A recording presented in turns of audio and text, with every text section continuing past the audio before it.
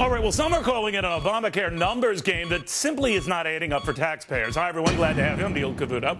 And with a federal judge this week ruling, actually upholding that health insurance subsidies in 34 states are covered under the new government exchange, and that can continue.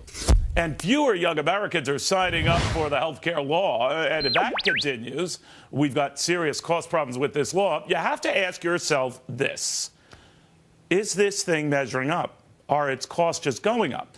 No wonder Charles Payne is fed up and actually thinking taxpayer bailout. Is he going too far?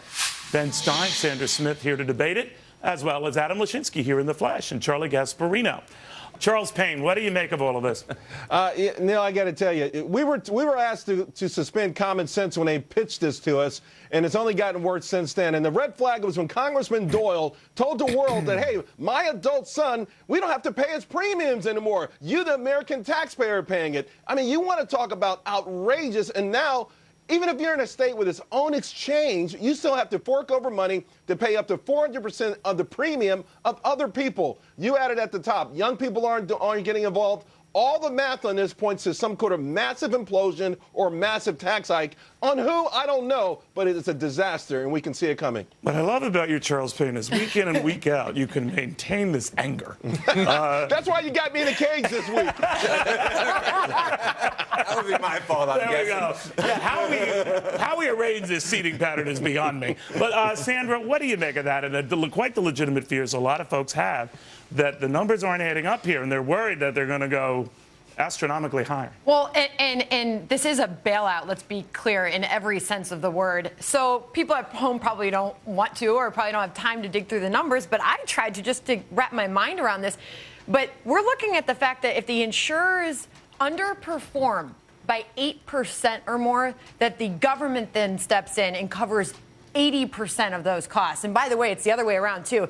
If the insurers outperform by 8% or more, then they have to share 80% of those profits with the government. So lose-lose for them.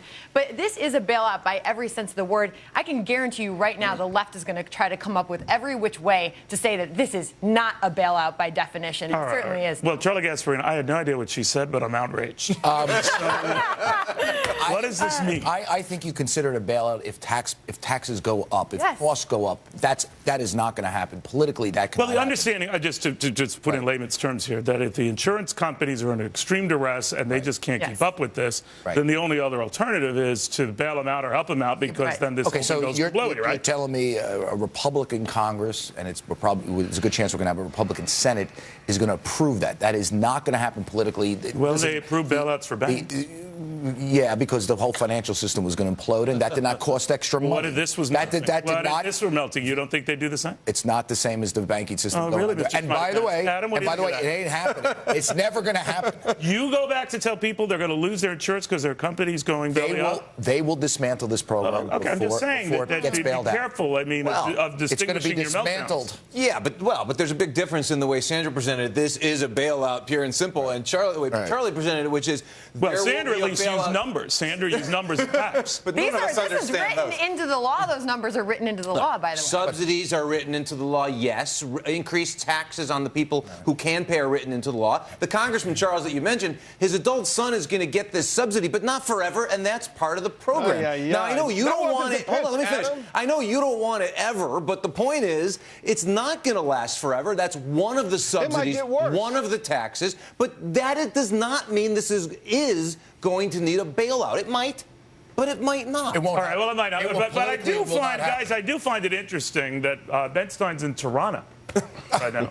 So he's already moved. There's socialized medicine there. Ben, what do you make of this?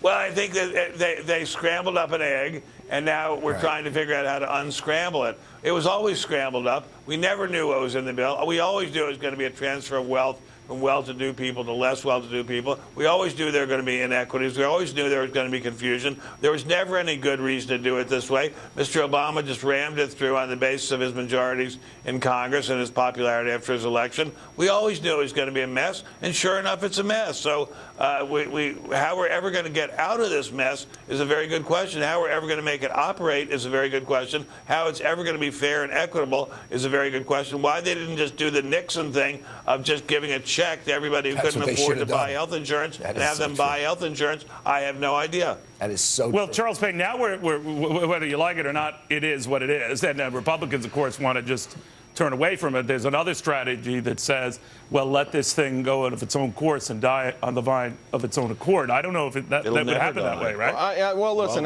you know, to Charlie Gasparino's point, yeah, you may have a change in the Senate and the House, but the presidency is going to be the same for 3 years. And the argument is, are we going to let insurance companies go out of business and nobody has health insurance? And it's going to be a tough proposition. You know, Ben just said that we knew it was going to be a wealth transfer. That's true, but we did not know that we were going to be subsidizing a single man, a grown adult who makes $45,000 a year, that somehow we would be on the hook to pay his premiums. We didn't really know that. We thought, at least they thought, the young people would sign up. It was kind of ludicrous. They're not signing up. So it is a ticking time bomb. By the way, it's going to blow up a lot sooner than Social Security will. This could go off in the next couple of years. Well, I'll flip this around on you, Neil. I think that the approach of Democrats and Republicans will be to let this run. You say die of its own accord. I say it will be allowed to run and it will get better. More people will sign up. More young people will sign up. More. Well, that's the hope, right? I mean, I talked to a lot of the architects behind this. And by the way, I admire the ones who still insist that I'm one of the architects behind this. It was sort of like saying, yeah, my building fell down, but I'm the guy who built it. But nevertheless, they are saying that, look, give this time. The number and the trend is our friend. Do you honestly buy that? Because even assuming you get millions more to sign up, millions more are going to continue to lose coverage, so you're still net going to be down. No, I do honestly buy it because I think it picks up steam. As it begins to work, it begins to work more. Only in the most perfect world, but wait a minute, Adam. Only in the most perfect world. Follow what you're saying. Those who have coverage through their employer now, millions of them won't have that coverage. You would have to say that they're going to be shifted into something else, whether it's an exchange, a private exchange, not what they have. There's going to be a big adjustment. So net, a year from now, you'll likely have fewer people with health insurance than you do now.